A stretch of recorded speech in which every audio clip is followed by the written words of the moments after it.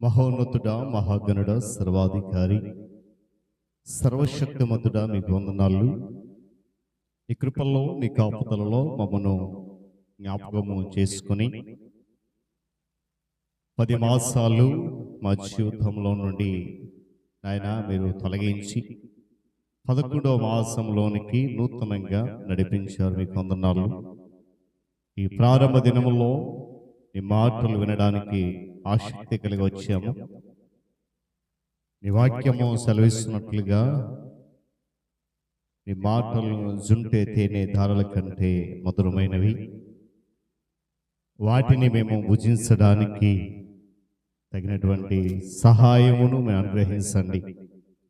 జరగబోతున్న ఈ బైబిల్ స్టడీలో శ్రేష్టమైన నీ మాటలు మేము వినగలుగులాగున మీరే మార్గము చూపించమని, సహాయం అనుగ్రహించమని యేసయ్య నామములో ప్రార్థన సమర్పిస్తున్నాను మా తండ్రి, ఆమేన్.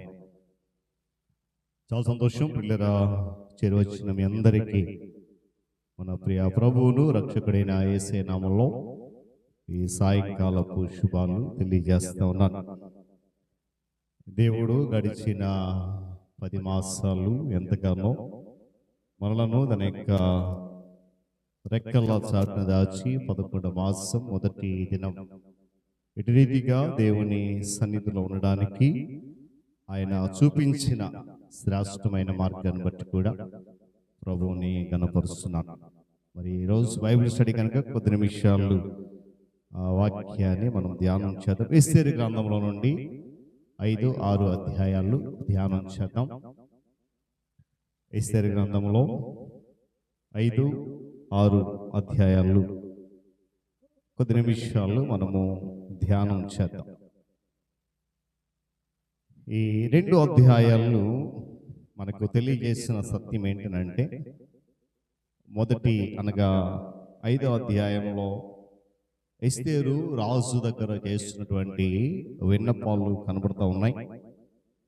6వ అధ్యాయంలో రాజు మొర్దెకైని సన్మానించినటువంటి ఆ సందర్భాన్ని మనం చూస్తూ ఉంటాం. ఈ 5వ అధ్యాయం మొదటి 6 వచనాలను మనం గమనిస్తే ఎస్తేరు యొక్క మొదటి విన్నపాన్ని మనం చూస్తాం. ఏంటి ఆ విన్నపం అనంటే, నేను ఒక విందు ఏర్పాటు చేస్తా ఉన్నాను, ఆ విందుకు మీరు రావాలి అని. ఆ తర్వాత 7-8 వచనాలు గమనిస్తే మరొక విన్నపం ఏంటంటే, నీతో పాటు హామాను అనే వ్యక్తిని కూడా తీసుకుని రండి అని. ఇక 3వ భాగము అనగా 9వ వచనం నుండి చివరి వరకు గమనిస్తే హామాను యొక్క సంతోషం కనబడుతుంది, ప్రగల్భాలు కనబడుతూ ఉంటాయి. అదే రీతిలో తన కోపాన్ని ప్రదర్శిస్తాడు. దాంతోపాటు మొర్దెకైని చంపించడానికి ఏర్పాటు చేస్తాడు. 5వ అధ్యాయంలో ప్రారంభంలో చెప్పినట్లుగా 6వ అధ్యాయం అంతా కూడా రాజు మొర్దెకైకి చేసినటువంటి సన్మానం అనేది అక్కడ మనం చూస్తాం.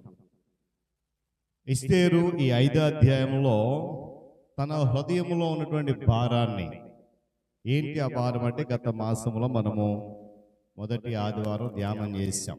ఏంటి ఆ భారము అంటే, తన ప్రజల మీదకి వచ్చినటువంటి ఆ కష్టం. అంటే నా ప్రజలు ఈ షోషాను కోటలో కొన్ని వందల మంది ఉన్నారు, వారందరినీ చంపడానికి ఒక వ్యక్తి ప్రయత్నం చేస్తున్నాడు. ఇది ఎస్తేరు యొక్క హృదయంలో ఉన్నటువంటి భారం. ఆ భారాన్ని చెప్పడం కొరకు ఎస్తేరు ఏం చేస్తుందంటే కొంచెం ఆలస్యం చేసింది. ఎందుకు చేసింది అనేది మనకు ఇక్కడ చెప్పబడలేదు, కానీ ఒకవేళ ఆ సమయానికి ఆమెకు ధైర్యము చాలకపోయిందేమో, ఆ సమయానికి ఆమె ధైర్యాన్ని కోల్పోయిందేమో, ఒకవేళ వెళ్ళిన తర్వాత రాజు యొక్క దయ నిజమైందా కాదా అనేటువంటి పరీక్ష చూసిన తర్వాతే తన విన్నపాలు తెలియజేయడానికి ఇష్టపడిందేమో. అందుకొరకే కొంచెం ఆలస్యమని చేసి, ఒక ప్రక్క హామాను ఏమండి, మనం ఒక సామెతం కదా, ఈడు దెబ్బతిన పుల్లా ఉన్నాడు అంటాం కదా, అలాంటి పరిస్థితిలో హామాన్ ఇక్కడ ఉన్నాడు. ఎందుకంటారా, చూడండి, అక్కడ ఒక మాట మనం చదివితే గమనిస్తే అతడు 5:9 చూడండి. ఆ దినమందు మనోల్లాసం గలవాడి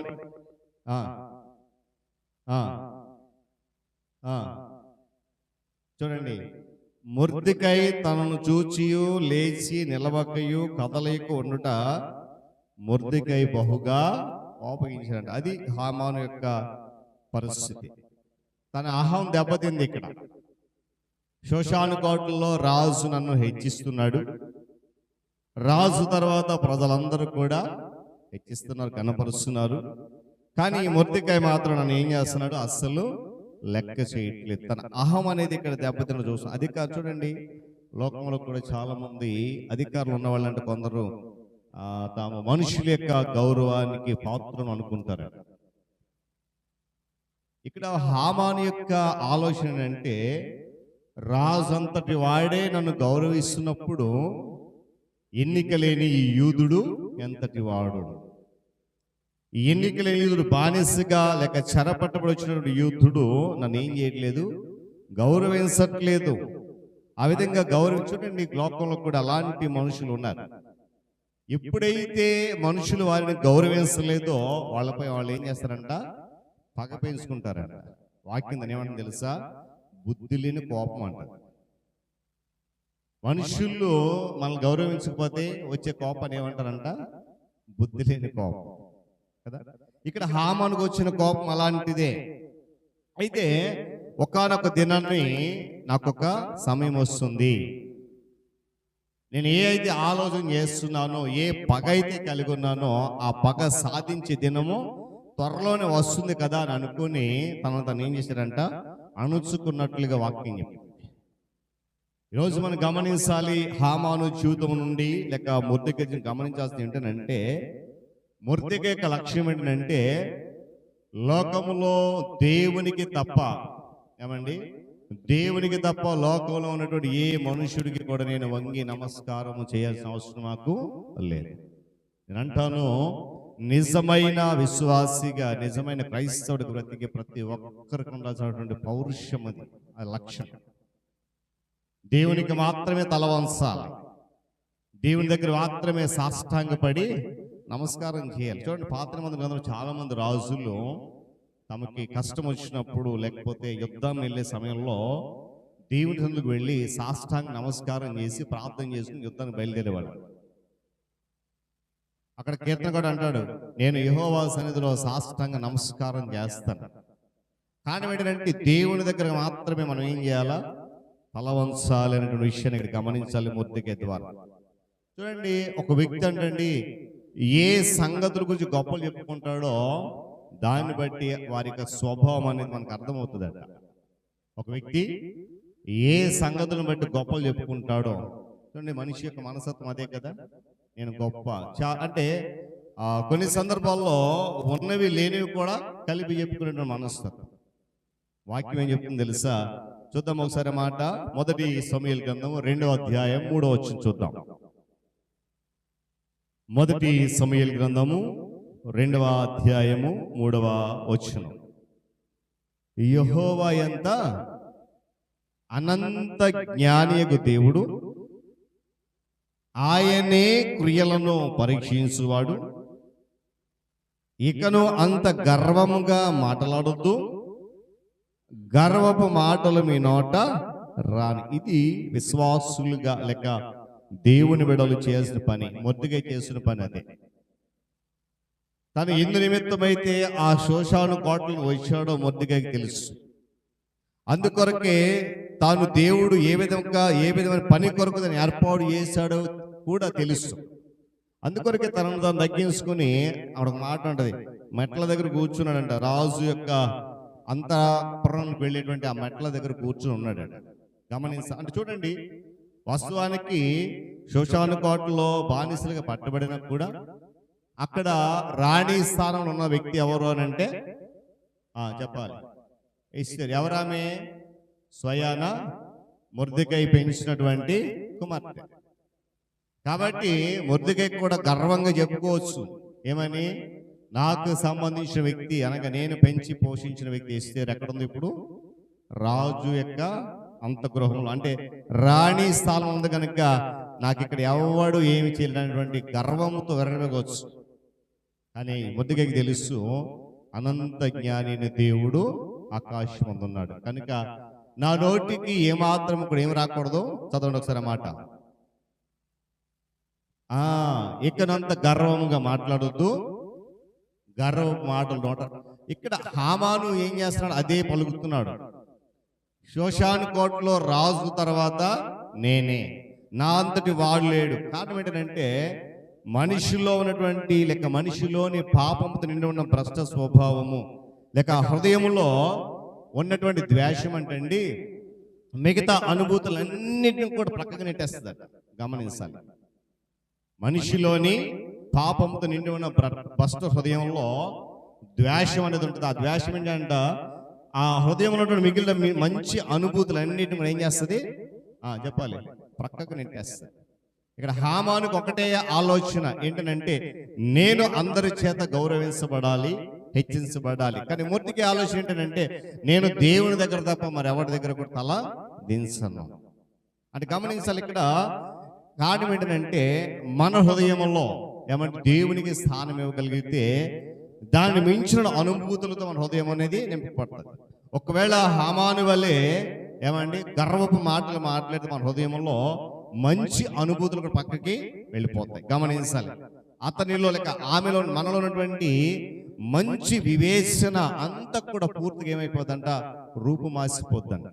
కారణం ఏంటంటే అందుకని జ్ఞానైన సులభం అంటాడు కదా, నాశనానికి ముందు గర్వము నడుస్తుంది. చూద్దాం ఒకసారి అన్నమాట. సామెతల గ్రంథము 16 చూడండి ఒకసారి. సామెతల గ్రంథము 16వ అధ్యాయము 18వ వచనం. నాశనమునకు ముందు గర్వము నడుచును, పడిపోవడకు ముందు అహంకారం చాలు. హామానుకు తెలియదు ఏమని? నేను త్వరలో నశించబోతున్నాను. హామానుకు తెలియదు నేను త్వరలో ఎవరి కొరకైతే ఉరికొయ్య సిద్ధం చేయించానో దాని మీద నేనే చనిపోతున్నాను. హామానుకు తెలియదు సర్వశక్తిమంతుడు దేవుడు నా చేతులను తన ప్రజలను విడిపిస్తాడని. అందుకొరకు ఏం చేశాడంట? గర్వంతో నడిచాడు. గమనించాలి. అయితే గమనించాలి, ఇక్కడ ఈ హత్య పగ సాధింపు గురించినటువంటి ఆలోచనతో నిండిపోయినటువంటి ఆ హామానుకి హృదయం అంతా కూడా ఆహ్లాదకరంగా మారిపోయిందంట. ఎలా మారిపోయింది? ఆహ్లాదకరంగా మారి. కారణం ఏంటంటారా? 5వ అధ్యాయంలో ఎస్తేరు 2వ మనం చూసాం. 2వ విన్నపం ఏంటది? రాజు అయిన తాము మీతో పాటు ఎవరు రావాలి? హామాను కూడా విందుకు రావాలి. ఆ విషయం తెలుసుకున్నాడండి. గమనించాలి నా మాట. ఆ విషయం తెలుసుకున్నాడు. ఏమని? ఎస్తేరు రాణి రాజుతో పాటు నన్ను విందుకు పిలిచింది. నేను రాజుతో పాటు విందులో కూర్చుంటే నేను ఏది చెప్పినా అక్కడ రాజు వింటాడు. నా పగ నేను సాధించుకోవచ్చు.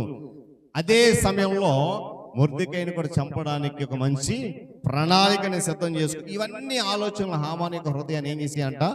ఆహ్లాదకరంగా మార్చేశాయి.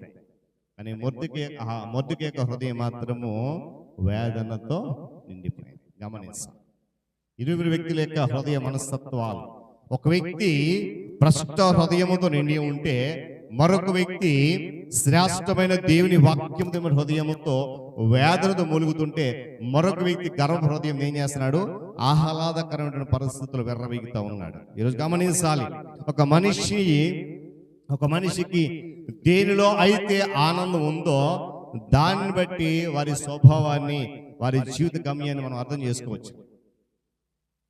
ఒక వ్యక్తి యొక్క చెప్పాలి, ఒక మనిషి దేనిలో అయితే ఆనందం ఎదుర్కొంటున్నాడో దాన్ని బట్టి వారి యొక్క స్వభావం ఏంటో, వారి జీవిత గమ్యం ఏంటో మనము గమనించాలి. ఇక్కడ హామాను యొక్క జీవితం మనం చూస్తే దేని కోరుకుంటున్నాడు? తనకు దేనిలో ఆనందం చూస్తున్నాడంటే మనుషులందరూ కూడా గౌరవించాలి, మనుషులందరూ కూడా రాజు తర్వాత నన్నే సన్మానించినటువంటి ఒక గర్వపు ఆలోచన అదే నిండిపోయింది. దానినే తన జీవితం ఆనందంగా మార్చుకుంటున్నాడు. దాన్ని బట్టి హామాను యొక్క హృదయం ఎలాంటిదో, తన జీవిత గమ్యం ఎలా నడిపిస్తుంది అనేది ఇక్కడ చాలా స్పష్టంగా మనం గమనించాలి. ఇక 6వ అధ్యాయం 1వ వచనాలకు వస్తే మనం చూస్తే అన్ని సంభవాల మీద దేవుని కనుదృష్టి అనేది స్పష్టంగా ఉంది, అందులో ఎలాంటి సందేహం లేదు. ఒక మాట చూడండి, రాజు గట రాత్రంతా నిద్ర పట్టలేదట. ఏం చేయలేదు? రాత్రంతా నిద్ర పట్టలేదు. ఆ తర్వాత అన్నాడు, నిద్రపోలేదు కనుక రాజ్యపు సమాచార గ్రంథం తెమ్మని ఆజ్ఞ ఇచ్చాడు. అది రాజు ఇది వినిపించబడింది. ఎందుకు ఈ మాట జ్ఞాపకం చేశానంటే, అన్ని సంభవాల మీద దేవుని దృష్టి ఉంటుంది. తన ఉద్దేశాలు నెరవేర్చుకోవడానికి, తన కార్యం నెరవేర్చుకోవడానికి ఎంత అల్పమైన విషయాన్నైనా సరే ఆయన ఉపయోగించుకుంటాడు. గమనించాలి, ఈరోజు దేవుడు తన ఉద్దేశాలను, తన సంకల్పం నెరవేర్చుకోవడానికి ఎంత అల్పమైన విషయమైనా, ఎంత అల్పమైన వ్యక్తినైనా కూడా ఆయన ఆ సమయంలో ఉపయోగించుకుంటాడు. అందులో ఎలాంటి సందేహము లేదు. ఇక్కడ మొర్దెకైకి జరగబోయేటువంటి ఆ గొప్పతనం అదే. దేవుడు ఏది ఎప్పుడు జరగాలో, ఎవరికి జరగాలో ఖచ్చితంగా అప్పుడే వారికి మాత్రమే జరిగిస్తాడు. దేవుని స్తోత్రం చెప్తామా గట్టిగా? హల్లెలూయా. నేను మళ్ళా జ్ఞాపకం చేస్తున్నాను, దేవుడు ఎప్పుడు ఎవరికి ఎక్కడ ఏ విధంగా హెచ్చించాలో అక్కడ ఖచ్చితంగా ఆ రోజు ఆ దినాన్ని జరిగిస్తాడు. ఆయన ఆ పరిస్థితికి తగినటువంటి అతి శ్రేష్టమైన దానిని చేయడమే కాకుండా దానిని అత్యంత అనుకూలమైన సరైన సమయంలో జరిగించడానికి ఇష్టపడేటువంటి దేవుడు. దేవుని స్తోత్రం కలుగును గాక. చూడండి ఒకసారి సామెతల గ్రంథము 6వ అధ్యాయం 6వ వచనం చూద్దామండి ఒకసారి. సామెతల గ్రంథము 6వ అధ్యాయం 6వ వచనం.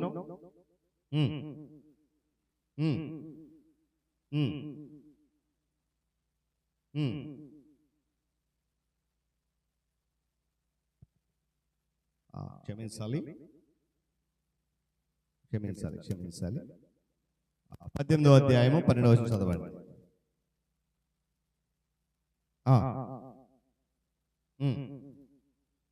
ఘనతకు ముందు వినయము. దేవుని స్తోత్రం కలుగును గాక. ఏమన్నాడంట?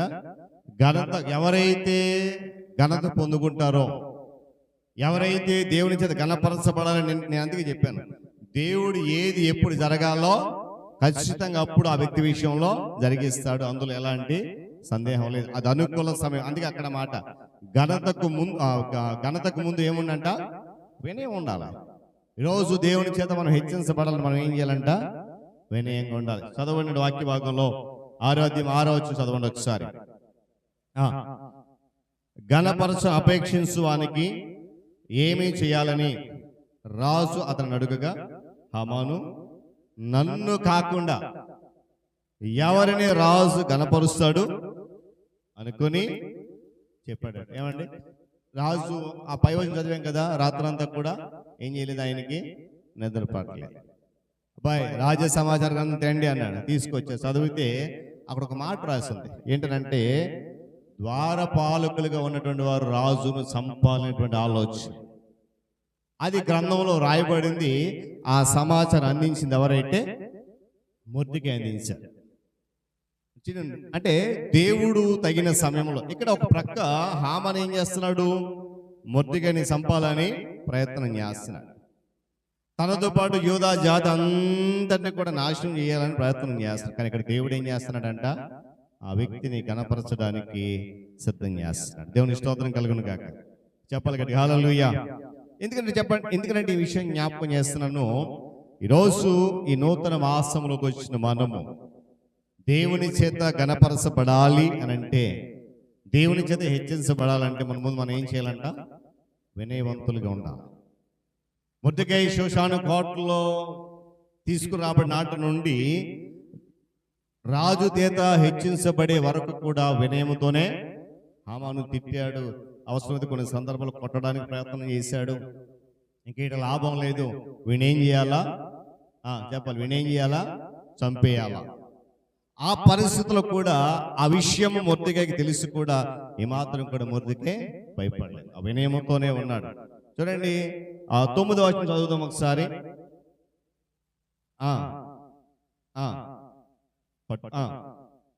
పట్టుకొని రాజు గణపరచను అపేక్షించు వానికి ధరింపజేసి ఎక్కించి రాజు మీద నడిపించు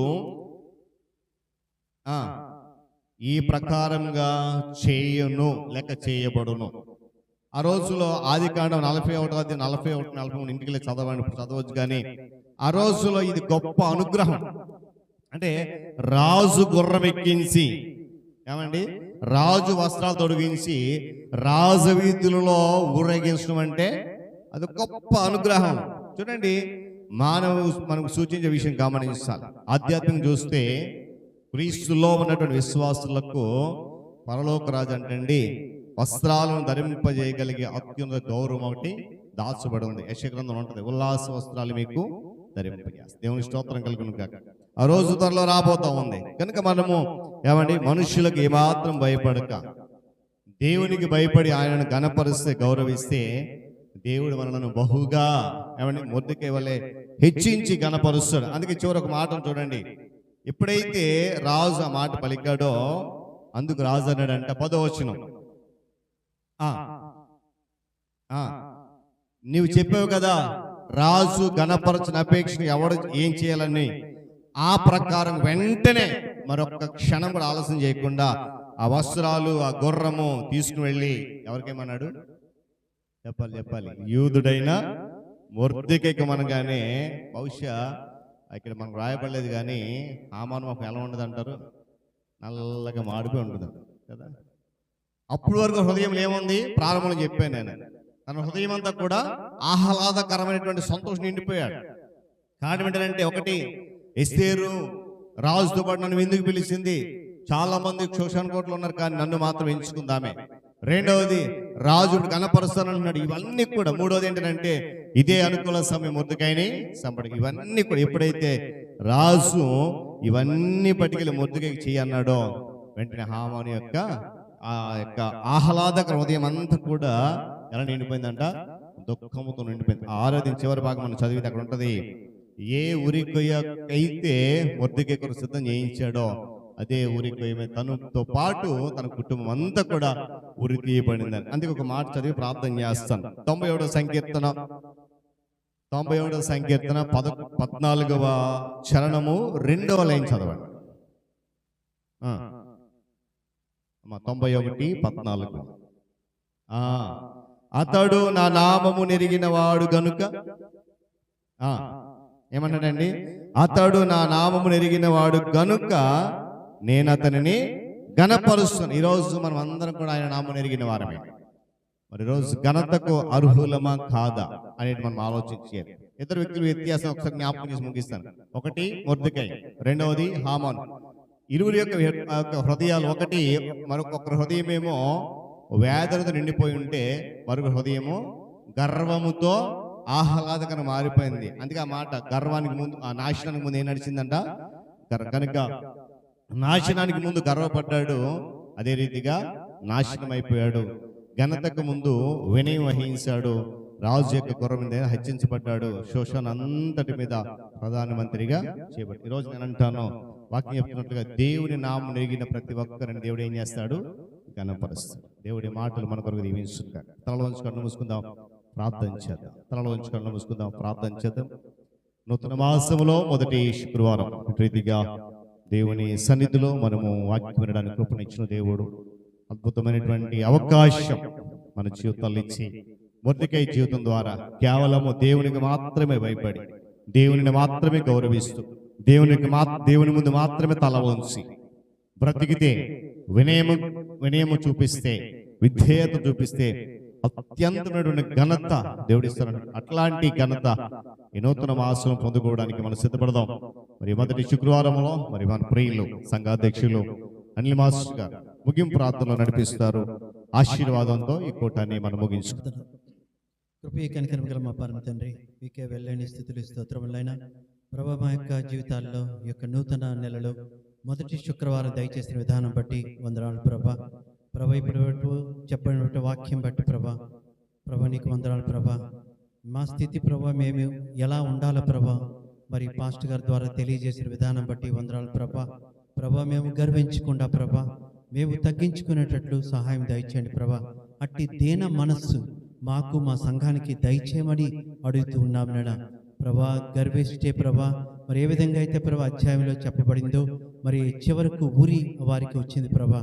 అలా కాకుండా ప్రభా మమ్మల్ని మేము తగ్గించుకొని, ఏదైతే మీరు జీవించిన కాలం ఏదైతే ప్రేమను చూపించారో, ఏదైతే తగ్గింపు స్వభావాన్ని కలిగి ఉన్నారో, అట్టి స్వభావాన్ని మేము కలిగి ఉండేలాగా సహాయం దయచేయమని అడుగుతున్నాం నాయనా. చెప్పిన వాక్యాన్ని దీవించండి నాయన. మరి పాస్టర్ గారిని ప్రభా, పాస్టర్ అమ్మ గారిని కూడా దీవించమని అడుగుతూ ఉన్నాం నాయన. ఇదిగో ప్రభా, మరి వచ్చే వారం ప్రభా మేము జరిగినటువంటి కృతజ్ఞతార్పణ పండుగ బట్టి ప్రార్థిస్తూ ఉన్నాం నాయన. ప్రభా, అందుకు అనుగుణంగా మరి సిద్ధపాటు ఆరాధనగా ప్రభా, మరి క్వైర్ వారు మరికొద్దిసేపట్లో ప్రభా వారు దానికి ప్రిపేర్ అవుతూ ఉంటుండగా ప్రభా అంతటా కూడా మీరే నడిపించమని అడుగుతున్నాం ప్రభా. వారి ద్వారా చక్కనటువంటి పాటలు రావడమే కాకుండా ప్రభా వచ్చేవాళ్ళు ప్రభా ప్రతి ఒక్కరు కూడా సంతోషించేలాగిన ఆ యొక్క పాటలు ఉండేలాగిన మరి ఎవరెవరైతే పాల్గొంటున్నారో అందరినీ కూడా దీవించమని అడుగుతున్నాం నాయన. ఆ యొక్క బాధ్యతలు ప్రభా సరిగా నిర్వర్తిస్తున్న విధానం బట్టి వందనాలు ప్రభా. అదేవిధంగా ప్రభా వచ్చిన పెద్దలు ఉన్నారు ప్రభా, మరి మా ఎగ్జిక్యూటివ్ కమిటీ ఉంది ప్రభా, అందరినీ కూడా దీవిస్తున్న విధానం బట్టి వందనాలు ప్రభా. మరి వారం రోజులు ప్రభా మేము అనునిత్యం ప్రభా మరి ఏదైతే అనుకున్నామో మరి రీడింగ్ రూమ్ అయితేనేమి మరి హార్వెస్ట్ అయితేనేమి ఆ రెండు కార్యక్రమాల్లో మేము మరి తల మునుకలుగా ఉంటుండగా బిజీ షెడ్యూల్తో ఉంటుండగా మేము సరైన రీతిలో మరి ఆహ్వానితులకి సరైనటువంటి ఆ యొక్క ఆహ్వానాలు కలిగజేసి వారు కూడా మరి ఆ యొక్క ప్రార్థనలో పాల్గొనే భాగ్యం దయచేయమని, మరి ముఖ్యంగా ప్రభు వాక్యం చక్కనటువంటి వాక్యం ఆ రోజు వచ్చినటువంటి దైవ సేవకుల ద్వారా మాకు దయచేయమని మా ప్రభువును ప్రియరక్షకుడైన యేసుక్రీస్తు పేరట అతి వినయంతో ప్రతిమాలి వేడుకొంచున్నాం మా తండ్రి. ఆమేన్. పరమ తండ్రి అయిన దేవుని ప్రేమ, లోకరక్షకుడైన యేసుక్రీస్తు వారి యొక్క కృప, పరిశుద్ధాత్మ దేవుని యొక్క సన్నిధి, ఆయన కాపుదల చేరవచ్చిన మనకు, మన కుటుంబాలకు, సంఘానికి, జరుగుతున్న పనులకు, జరగనైనటువంటి కృతజ్ఞతార్పణ పండుగకు సదాకాలము తోడేండి నడిపించును గాక. ఆమేన్.